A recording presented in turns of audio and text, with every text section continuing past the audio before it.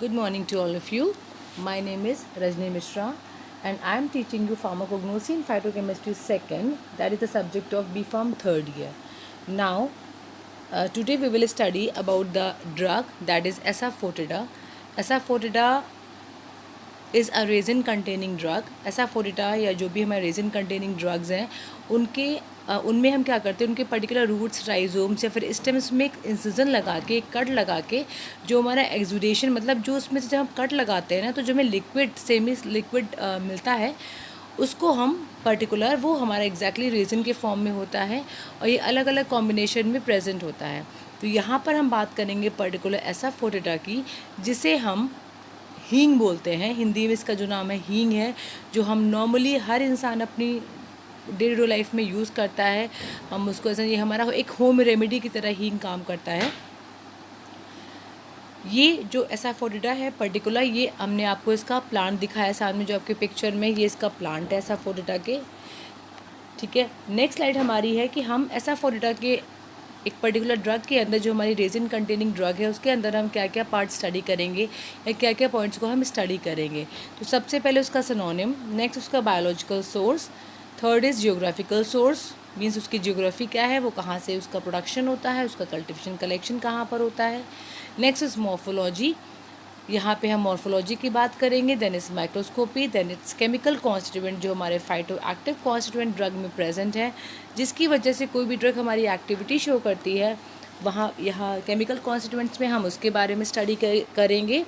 Next हमारा आता है केमिकल टेस्ट, क्या क्या पर्टिकुलर ड्रग के केमिकल टेस्ट है वो हमें स्टडी करना है। नेक्स्ट उसका है uses and the last point is that is commercial applications. तो सबसे पहले हम आते हैं सिनोनिम्स पे। एसाफोटिडा जो हींग है, जिसको हम हिंदी में हींग बोलते हैं, उसके कुछ कुछ सिनोनिम्स हैं। सिनोनिम मींस उसके डिफरेंट नेम्स, उसके अदर नेम्स क्या हो सकते हैं। तो पहला जो हमारा नेम है वो है डेविल्स रंग। Next is food of the gods. Third point is asafoetida. Fourth is asant and the last is hing. हींग हम सिंपल अपने एज अ कॉम्बिनेटिव भी हम हींग को यूज़ करते हैं, और हम अपने टेस्ट को थोड़ा सा अच्छा करने के लिए हम भी अपने स्पाइसेस में या फिर अपने फूड में हम हींग का यूज़ करते हैं।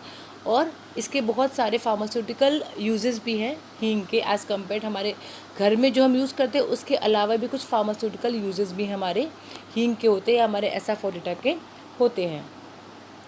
नेक्स्ट पॉइंट आता है इसका बायोलॉजिकल सोर्स। अब जो एसाफोटिडा है उसे हम कहाँ से ऑब्टेन करते हैं, ये मैंने आपको पिक्चर में दिखाया। जो हम लोग घर में यूज़ करते हैं वो पाउडर फॉर्म में यूज़ करते हैं इनका, बट जब हम इसको इसके रूट्स एंड राइजोम्स में जो कट लगाते हैं, जो इंसिजन लगाते हैं, उसके बाद जो वो मिल्की मिल्की तो एक्सट्रैक्ट नहीं बोलेंगे, जो हमारा एक्सट्रैक्ट निकल आता है, जो एक्सुडेट हमारा निकलता है, जो लिक्विड फॉर्म हमारा निकलता है सेमी सॉलिड को, वो कोई पर्टिकुलर इसका शेप एंड साइज़ तो होगा नहीं। तो यहाँ पे मैंने सिंपली एक इरेगुलर मासेस के फॉर्म में दिखाया हुआ है। एंड कुछ हमारा जब उसको हम पाउडर फॉर्म में कर लेंगे ड्राई करने के बाद, तो वो हमारा कुछ ऐसे पाउडर फॉर्म में आता है जो हमारे घरों में अवेलेबल रहता है। तो फर्स्टली हम एसाफोटिडा को कहाँ से ऑब्टेन करते हैं और ये कहाँ से ऑब्टेन होता है, उस किस प्लांट पार्ट से, और किस तरीके से इसको हम ऑब्टेन करते हैं, ये मैं आपको बताने वाली हूँ। तो asafoetida is an oleogum resin obtained as an exudation by incision of the decapitated rhizome and roots of Ferula asafoetida, Ferula foetida, Ferula rubricalis and other species of Ferula belonging to family Apiaceae। जो हमारा एसाफोटिडा है ये एक हमारा oleo-gum resin है, और ये हम कैसे ऑब्टेन करते हैं, जो हमारा प्लांट है फेरुला फोर्टिडा या फिर फेरुला एसाफोटिडा, उसमें जो उसकी जो रूट्स एंड राइजोम्स होती हैं, जो डिकैपिटेटेड रूट्स एंड राइजोम्स हैं, मींस उन रूट्स एंड राइजोम्स का कैप कट हो चुका है या हेड कट हो चुका है, तो जो हमारी वो रूट्स होती है उसमें हम एक इंसिजन लगाते हैं, मीन्स कट लगाया हमने, और जैसे हमने कट लगाया उसके बाद जो एक्सुडेट वहाँ से निकलता है, जो लिक्विड फॉर्म में लिक्विड चीज़ वहाँ से निकलती है, उसी को हम कलेक्ट कर लेते हैं और वो हमारा होता है ऐसा फोटिडा। तो ये हमने आपको पिक्चर सामने दिखाई हुई है, और इसकी फैमिली हमारी है एपिएसी। एसाफोटिडा की बहुत सारी स्पीशीज़ भी हैं। हमारा जीनस तो सेम है फेरुला, एंड जो स्पीशीज़ है वो एसाफोटिडा भी है, फोटिडा भी है, एंड रबरी कॉलिस भी इसकी एक स्पीशीज़ है, जिससे हम एसाफोटिडा को ऑब्टेन करते हैं। नेक्स्ट पॉइंट इज़ इसकी हम जियोग्राफी की बात करेंगे। The plant grows in Iran, Turkestan and Afghanistan. तो जो हमारा प्लांट है, जो हमारी एसाफोटिडा है, वो ईरान में उसको हम ग्रो कराते हैं, टर्किस्तान में कराते हैं, अफ़गानिस्तान में कराते हैं। अफ़गानिस्तान के कुछ कुछ डिस्ट्रिक्ट में इसकी प्रोडक्शन है, इसकी कल्टिवेशन कलेक्शन होती है। नेक्स्ट हम आते हैं मॉर्फोलॉजी पे। अब हमने यहाँ पे हम किसकी बात करेंगे कि जो हम प्रोडक्ट एक्सट्रैक्ट आउट कर ले या एक्सुडेट जो हमारा निकलता है रूट एंड राइजोम को इंसिजन लगाने के बाद, हम यहाँ पे उसकी बात करेंगे, मतलब उसकी हम यहाँ पे मॉर्फोलॉजी की बात करेंगे। तो पहले हम शेप पे आएंगे। तो हमारा जब वो एक मास की तरह आ रहा है, ना उसका कोई पर्टिकुलर शेप है ना साइज़ है, तो हम यहाँ पे क्या बताएंगे कि इरेगुलर लम्ब्स और टीयर्स के फॉर्म में आ रहा है, वो इकट्ठा आ रहा है ना, वो तो लम्ब बनाएगा वो, इसीलिए वो इरेगुलर सॉलिड मासेस और इरेगुलर लम्ब्स के फॉर्म में आ रहा है, जिसका साइज़ है 5 to 30 mm इन डायमीटर। क्योंकि वो इकट्ठे एक लम्ब के फॉर्म में आएगा तो कुछ तो उसका साइज़ हो गई होगा, शेप तो उसका कुछ हम बता नहीं सकते, वो किसी भी फॉर्म में आ सकता है। जो कलर है उसका ग्रेइश वाइट और डेल येलो और reddish brown in colour. Odour strong garlic like, जो हमारा गार्लिक होता है उसकी तरह इसका ओडर होता है, बहुत स्ट्रॉन्ग होता है एकदम से जब आप स्मेल करोगे। एलिएशियस मीन्स, जो हम गार्लिक की यहाँ पे बात कर रहे हैं, गार्लिक एलियम सटाइवम, तो वहाँ पे एलिशियस वर्ड यूज़ किया हुआ है। तो इससे उसका ओडर है, इसकी जो स्मेल है वो बहुत गार्लिक लाइक होती है, मतलब बहुत स्ट्रॉन्ग स्मेल है इसकी। टेस्ट इसका बिटर है, एक्रिड है एंड एलिकेशियस है। तो ये हमारी एसाफोटिडा की मॉर्फोलॉजी हो गई। नेक्स्ट हम बात करेंगे केमिकल कॉन्स्टिट्यूएंट की। अब एसाफोटिडा में पर्टिकुलर कौन कौन से केमिकल कॉन्स्टिट्यूएंट प्रेजेंट है उसकी हम बात करेंगे। Asafoetida contains volatile oil. First of all इसमें वोलेटाइल्स होता है। रेजन्स हैं कुछ परसेंट, 40 to 65% रेजन्स हैं। वोलेटाइल ऑयल है 4 to 20% एंड गम है 25%। Next point is the garlic like odour of the oil is due to the presence of sulphur compounds. जो हमारी एसाफोटिडा में गार्लिक लाइक ओडर है, मतलब गार्लिक की तरह जो इसका ओडर है, वो किस वजह से है? क्योंकि उसमें हमारे सल्फर कंपाउंड्स प्रेजेंट है एसाफोटिडा में, इस वजह से जो एसाफोटिडा का ओडर है वो गार्लिक के जैसा है। Third point is the main constituent of the oil is isobutyl propenyl disulfide. जो हमारा ऑयल का मेन एक्टिव कॉन्स्टिट्यूएंट है वो हमारा है आइसोब्यूटाइल प्रोपाइनिल डाइसल्फाइड।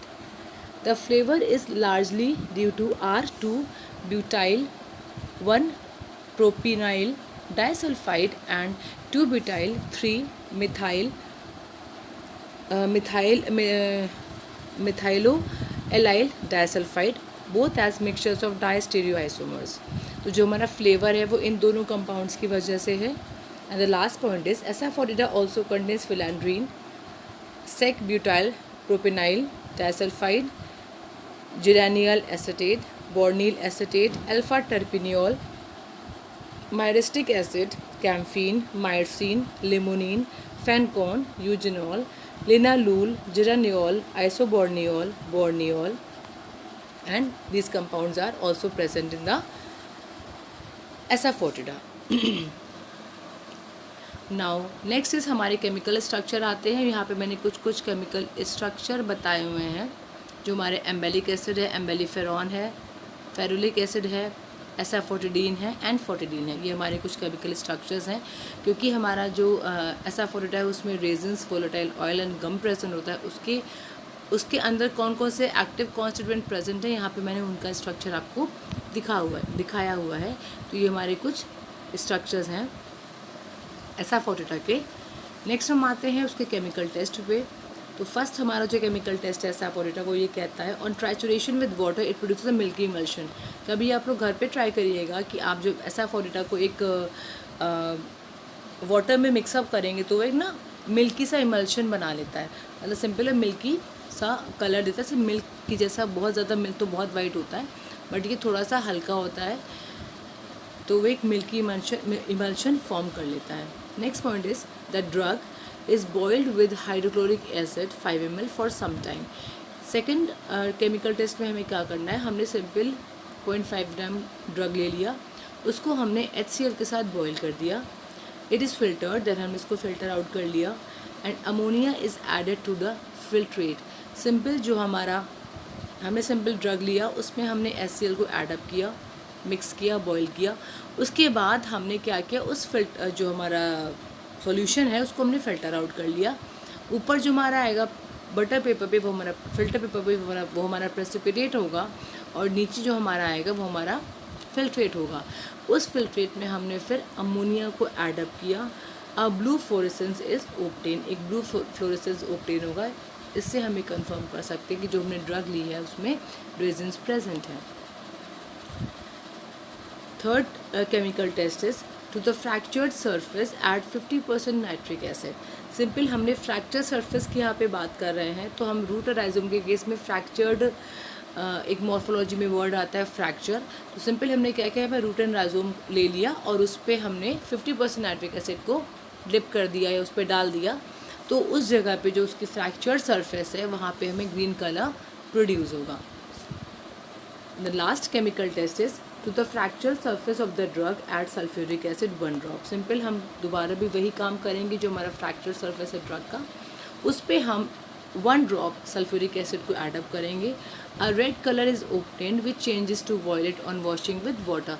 सिंपल जब हम उस पर सल्फ्यूरिक एसिड का 1 ड्रॉप एडअप करेंगे तो हमें रेड कलर ऑब्टेन होगा, और उसके बाद जब हम उसको वाटर से वॉश करेंगे तो हमें वॉयलेट कलर ऑब्टेन हो जाएगा। तो ये हमारे SF-40 के केमिकल टेस्ट हैं, 4 केमिकल टेस्ट हैं। नेक्स्ट हम आते हैं यूजेस पे। SF-40 is used as carminative, expectorant, antispasmodic and laxative. Simple जो SF-40 का यूजेस हैं वो है carminative, expectorant, as an antispasmodic and as an laxative. Next point, it is also use for flavouring curries, sausages and pickles में इसको simply हम flavour के लिए भी यूज़ करते हैं, सॉसेज में भी हम यूज़ करते हैं, और हम पिकल्स में भी SF-40 का यूज़ करते हैं।